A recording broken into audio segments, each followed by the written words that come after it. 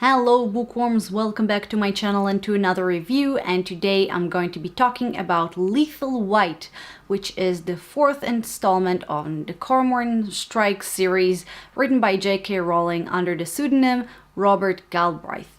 Now, before I get into it, I do want to point out that I am aware that it's a little odd to talk about the fourth book in a series, and please leave your thoughts in the comments section and tell me, do you think it's practical? Should I continue to do that? Or should I just talk about standalones or series as a whole, or maybe just the first book? Just tell me what you think. I did do reviews on both the second and the third books, and in them I talk a little bit about the first book. But yeah, just write down if you think it makes sense. Should I continue to do reviews on like middle books in the middle of the series? So let's start with speaking about the series as a whole. By the way, if you haven't read any of them, then first of all, know that I will not spoil anything, and second, know that you should read them according to their original order. Each book has its own mystery, and they don't really talk about the solutions of previous mysteries, but they do mention many details about them, and there is a certain progression that is meant to be read according to the order. And speaking of the series as a whole, I liked the previous books, but I was never really impressed by them. The first book, The Cuckoo's Calling, was a very classic detective book, but was also very boring. Then the second one was personally my favorite because it was completely unhinged. And then in the third one, Career of Evil, you had a decent mystery, but she focused so much on the private lives of the characters that it was way too much and too annoying for me.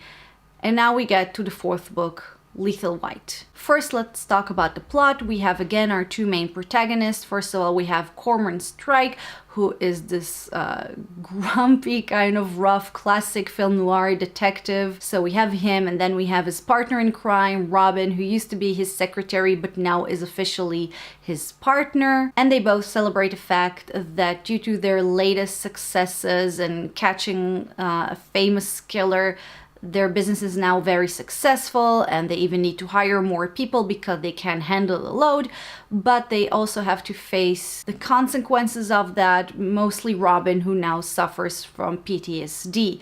Now, for the actual mystery of the book, it starts out with a young, mentally disturbed man who barges into the office and claims that when he was a little kid, he witnessed the murder of a small child, but he can't remember or can't communicate any more details about it. And shortly after, a politician hires Strike to help him because he's being blackmailed, and Cormoran is certain that these two cases have something to do with each other. And no, it's not as obvious as the politician killed a child years ago and the other guy witnessed it and now blackmailing him. No, it's not that easy. Give JK some credit. So first, general thoughts. The book was okay, not better nor worse than the last one. I mean, it was fast, entertaining read. I would recommend it if you want to pass the time, like if you have a long flight. But was it a very good book? No.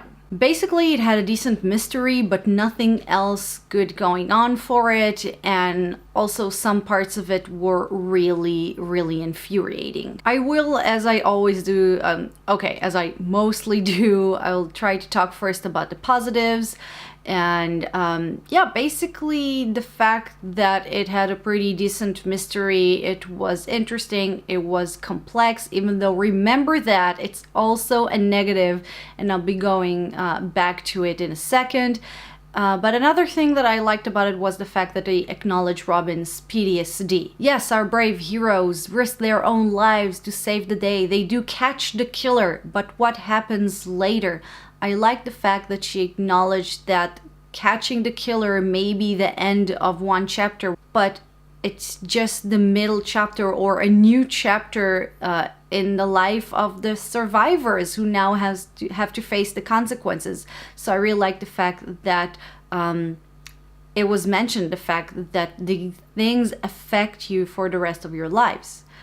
So yeah, an interesting mystery and acknowledging PTSD, and you know, the fact that the book didn't totally suck, you can consider that as a positive, even though I don't. But yeah, that's it for the positives. So now let's talk about the negative. First off, remember me saying that the mystery was complex? Well, it was also to the extent of feeling messy. There were so many red herrings in this book that at the end, even though the mystery was solved, a lot of loose ends felt like they were left, you know, loose. They end up not really being very important to the main plot because they were just red herrings, but still, you know, you were intrigued. You wanted to know what really happened with them. Oh, and I also saw the villain coming a mile away. But there is a second thing here, another issue that's actually a huge issue. Basically, the worst thing about this book were the characters and the relationship between them. And that is a huge deal, so where do I begin? First off, a lot of the characters were ridiculously stereotypical. Not all of them, but some of them that were you know, really stereotypical. You couldn't miss it. Second, I felt like she really wanted us to feel a certain way about certain characters, and her way of conveying these emotions was incredibly forced. Remember those stereotypical characters that I just mentioned? Well, here's a short example. We have one character and we're supposed to feel like she is really, really bad at her job. So we will like a different character who's like a better candidate. We will like her better. So what does J.K. Rowling does? She just makes the first character ridiculously, unbelievably dumb and inefficient, so we will automatically like the other characters just because the first one is so bad. This is just one really small example, but there were many, including a character of a man that I think was supposed to be charming, but I just found him completely creepy. Look, I don't know how many of you out there are women. I don't know how many of you know what it's like not to be taken seriously as like a human being, but we have this scene that was just infuriating. You see this man and he's been interviewed by a woman and she asks him an legitimate interview question, an interview which he agreed to, by the way, and then instead of answering, he keeps asking her a question about her personal life, and that's not charming. That's sexist, that's creepy, and that's really infuriating. Like, seriously, are we supposed to be charmed? Are we supposed to like that kind of behavior? That is so infuriating because, I don't know, there is something sexist about this book that was written by a woman. But let's go back to the big issue here, which is the fact that this is not just a detective book.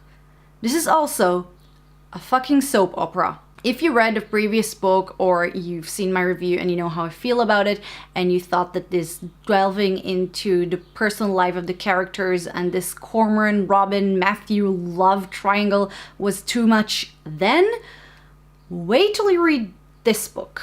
I really don't want to get into spoilers, but still I want to talk about this topic. But here's the thing. This is a theme, what I'm going to talk about right now, that might be considered as a spoiler. However, if you read even just the first book or any of the previous books, you probably already figured this out yourselves. This is the whole relationship between Corman, Robin, and Matthew, who is Robin's boyfriend, then fiance, then husband. So if this is something that you don't want to hear about, just go to the timestamp that will probably be right here, right now. Otherwise, I think that this is not really a spoiler. So let's talk a little bit about this relationship. The relationship between Cormoran and Robin at the beginning was wonderful. He was the rough, experienced detective and she was the young, pretty secretary who's kind of eager to please. and they worked really great together. Not to mention that it was very nice and refreshing to see a character of a man and a character of a woman who is working well together without being romantically involved. And let's not forget the fact that Robin has a boyfriend, then fiance, then a husband in the book. Like, she's already in a relationship. But then it started out in the ending of the third book, and it was all over the fourth book, this romantic involvement between Robin and Cormoran was just so forced. They had zero chemistry as romantic couple, but they have lots of chemistry as partners, basically, because they're so different. They're kind of complete each other, but in a way that will be good to solve a mystery and not to, I don't know, live together as a couple. And again, this kind of romantic subplot ruined such good potential for this book. It was so forced. It took so much of the runtime of the book. I felt like this had no place here. And again, I'm going back to those really stereotypical characters that were supposed to make us feel, like, force us to feel something about these characters or other characters. And Matthew, Robin's partner, he was always a douchebag, but in this book he was an irredeemable asshole. So we hate him. We want Robin to leave him, to be with Cormoran, you know, the man who always appreciated her when Matthew didn't, except those times when Cormoran didn't appreciate her and Matthew supported her, but you know.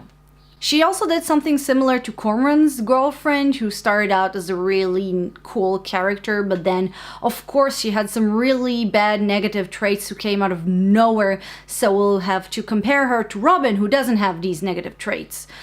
That's so lazy. Speaking of Robin, poor Robin. What happened to this really cool character? Since when she's such a whiny, annoying little girly girl. Now, I'm not talking about her PTSD, her breaking down sometimes because of her PTSD. That's totally understandable. You know, she has changed since the first book. I'm not talking about the good, you know, positive character growth.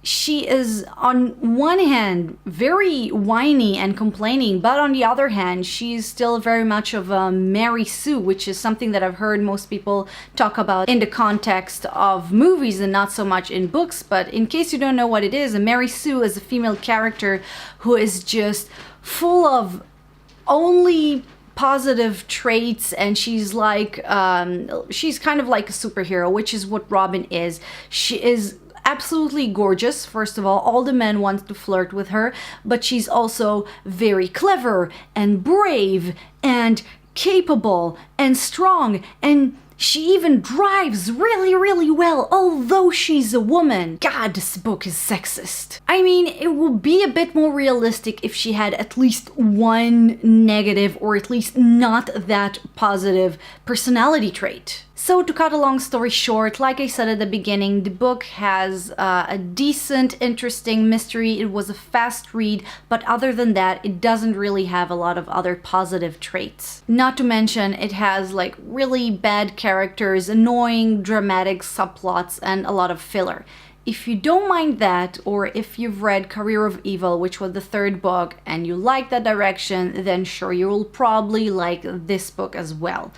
As for me, I love my detective books, I love my mystery, I love J.K. Rowling as an author, but I think that I will stick to, well, Harry Potter when it comes to J.K. Rowling, but also books that are more about the detective work and less about the soap opera that goes in the private lives of the characters. And that's it for my review, guys. I really hope you enjoyed this video. If you did, don't forget to click like to show your support, and also subscribe to my channel if you dare, and click the bell icon so you'll be notified whenever I upload a new video. And don't forget to comment down below about the whole issue of reviewing fourth or just, you know, single books in a series.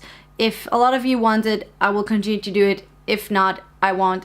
I don't care, I will read them anyway. So guys, again, thank you very much for watching, and I'll see you next time. Bye bye.